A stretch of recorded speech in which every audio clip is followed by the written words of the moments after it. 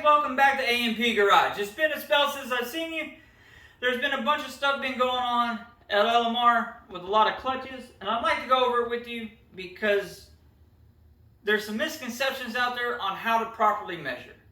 So come check it out, and I'll do my best to explain it. Alright. Your block's usually going to have your crankshaft already in here.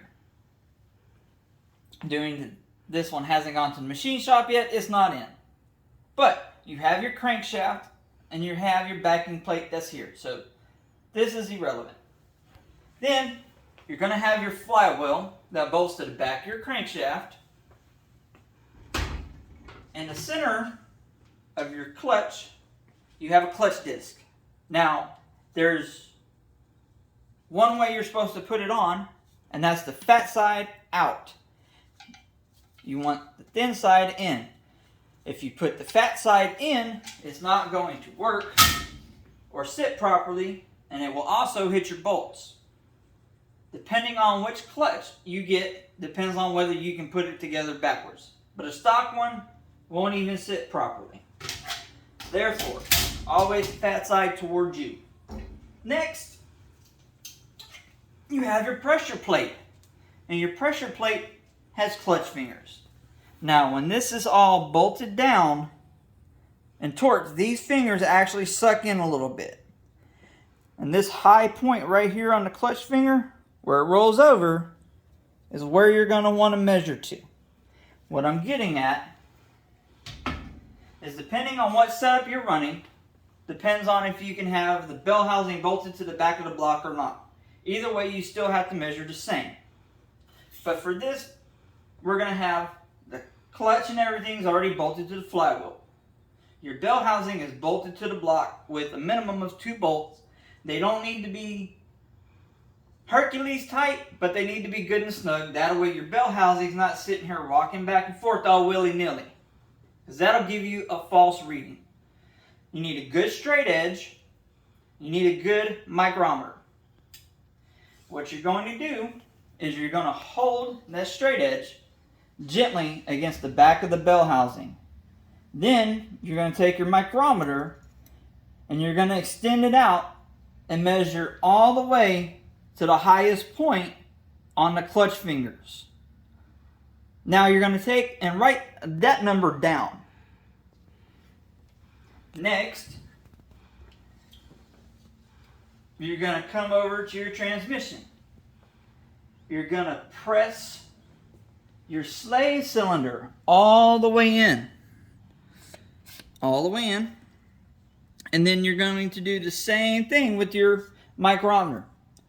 You're going to measure the distance from the face of the transmission, or from the face of the back of the transmission where the bell housing mates up to it, to the depressed slave cylinder.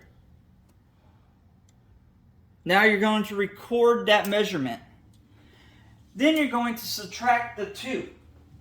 And that's going to give you your air gap.